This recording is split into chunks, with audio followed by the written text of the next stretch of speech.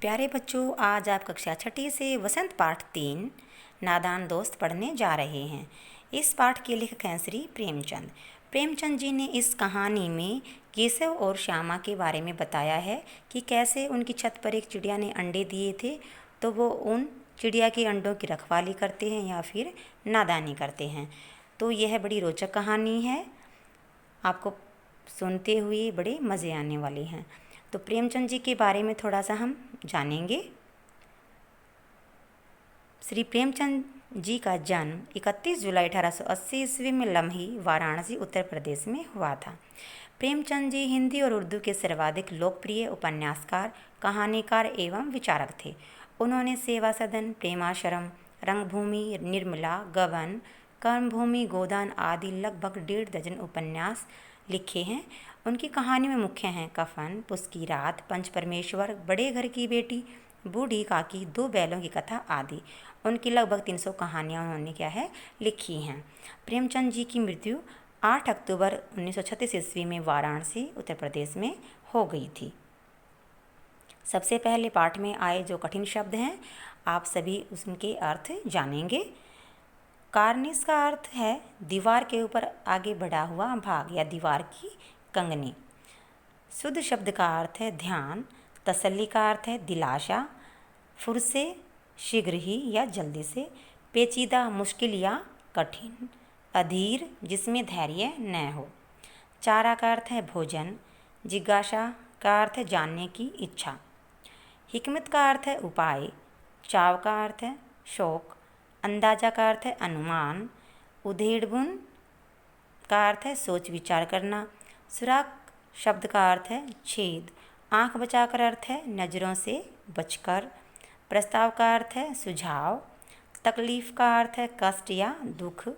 हिफाजत का अर्थ है रक्षा। दबी आवाज़ से, धीरे से। आइए अब हम पाठ का सार पढ़ेंगे। केशव के घर में कार्निस के ऊपर एक चिड़िया ने अंडे दिए थी। केशव और उसकी बहन श्यामा दोनों बड़े ध्यान से चिड़ियों को वहां आते जाते देखा करते। सवेरे दोनों आंखें मलते कार्निस के सामने पहुंच जाते और चिड़ा या चिड़िया दोनों को वहां बैठा पाते। उनको देखने में दोनों बच्चों को न मालूम क्या मज़ा मिलता। दूध और जलेबी की भी सुध न रहती थी, क्योंकि जो उसकी माँ उन्हें खाने के लिए दूध और जलेबी देती थी तो वह उन्हें छोड़कर क्या है छत के ऊपर चिड़िया के अंडे देखने के लिए भाग जाते थे। दोनों के दिल में तरह तरह के सवाल उठते। अंडे कितने बड़े होंगे, किस रंग के होंगे, कितने होंगे, क्या खाते होंगे, उनमें बच्चे किस तरह निकल आएंगे, बच्चों के पर कैसे निकलेंगे, घोंसला कैसा है।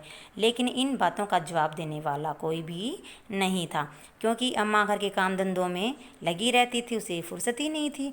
और जो उनके पिताजी थे, बाबूजी थे, वो क्या है पढ़ने लिखने में व्यस्त रहते थे। दोनों बच्चे आपस ही में सवाल जवाब करके अपने मन को तसल्ली दे लिया करते थे। इस तरह से क्या है बेटा 3-4 दिन गुजर गए। दोनों बच्चे चिड़िया के बच्चों के लिए परेशान थे। उन्हें लग रहा था कि कहीं अंडों से निकलने वाले बच्चे भूख से, प्यास से मर न जाएं। उन्हें बचाने के लिए उन्होंने खाने के लिए चावल के दानों का और पीने के लिए पानी का इंतजाम किया। छाया के लिए कूड़े की बाल्टी और अंडों के नीचे कपड़े की मुलायम गद्दी बनाकर रखी। गर्मी के दिनों में जब पिताजी दफ्तर गए हुए थे और अम्मा सो रही थी, तब बच्चों ने इंतजाम किए कि सामान द्वारा अंडों की हिफाजत करने की सोची। जैसे ही केशव ने अंडों को हाथ लगाया, दोनों चिड़िया उड़ गई और दोनों ने अंडों को अच्छे ढंग से रखा और दाना पानी भी रख दिया। वे दोनों सोने चले गए। फिर 4 बजे अचानक श्यामा की नींद खुल गई। वह दौड़ती हुई कार्निस के पास गई। वहाँ पर वह अंडों को जमीन पर पड़े हुए देखती है। दौड़कर वह केशव को बुलाती है। केशव पानी की प्याली अंडों को जमीन पर फूटा हुआ देखता है। तभी वहाँ अम्मा आ जाती है। वह दोनों को डांटती है। उनकी माँ उन दोनों के ऊपर क्या है गुस्सा करती है कि तुमने ये सब क्या किया। तो श्यामा बताने लगती है कि केशव भैया ने अंडों के नीचे गद्दी बिछाई थी। तो माँ कहती है कि तुम लोग इतना भी नहीं जानते हो कि अंडों को छूने से वे गंदे हो जाते हैं। फिर चिड़िया उन्हें नहीं सेती है। केशव को कई दिनों तक अपनी गलती का एहसास रहा कि जब केशव को पता चला कि हाथ लगाने से चिड़िया के अंडे खराब हो जाते हैं, तो चिड़िया उन अंडों को अपने आप ही तोड़ देती है। तो जब केशव को इस बात का पता चला तो वह बहुत दुखी हुआ और केशव क्या है, इस गलती को अपने मन ही मन बहुत पछता रहा था सोच सोच करके। वह अंडों की हिफाजत में उनका सत्यानाश कर डाला। अब उसने अपनी बाल सुलभ सोच से तो रक्षा की थी, लेकिन उसे थोड़े ना पता था कि हाथ लगाने से चिड़िया के अंडे खराब हो जाते हैं, क्योंकि वो अपने माँ और बाबूजी से छुप छुप कर उनकी रक्षा कर रहे थे। वह उन्हें याद करके कभी कभी रो पड़ता है। दोनों चिड़िया फिर वहाँ कभी भी दिखाई नहीं पड़ी, क्योंकि दोनों चिड़िया वहाँ छत की दीवार से दूर चली गई। तो इस कहानी से बच्चों आपको क्या सीख मिली कि कभी भी कोई कार्य करने से पहले घर में जो आपकी माँ है, पिताजी हैं, दादाजी हैं, दादी जी हैं, तो उनसे पूछ लेना चाहिए। अगर केशव और श्यामा अपनी माँ से पूछते तो चिड़िया के अंडे क्या है, खराब नहीं होते और चिड़िया के बच्चे सुरक्षित रहते।